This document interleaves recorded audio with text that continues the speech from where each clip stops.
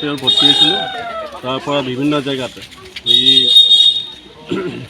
Jammu Kashmir, Assam, west Bengal, Kolkata, Madhya Pradesh, Orissa চবতে মই ঘূৰি আজি 36 বছৰ 6 মাহত ছুপাৰ নেশ্যন এতিয়া 60 বছৰ হৈ আছোঁ। আৰু চিআৰপিএফ চাকৰি বহুত বঢ়িয়া আছিলে আৰু গোটেইবিলাক দেশ ঘূৰিব পৰা গৈছে।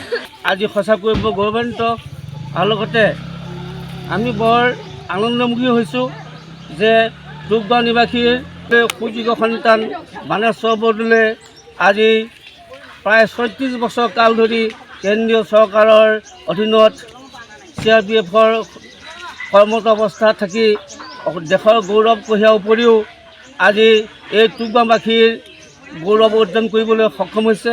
আজি এই তেখেতে কেন্দ্ৰীয় চৰকাৰ তত্বাৱধানত থাকি যি অৰিহণা আগবঢ়ালে, গতিকে তাৰ ফালৰ পৰা তেখেতে সুখ হৈ আহি আজি এই গৃহত উপস্থিত হৈছে।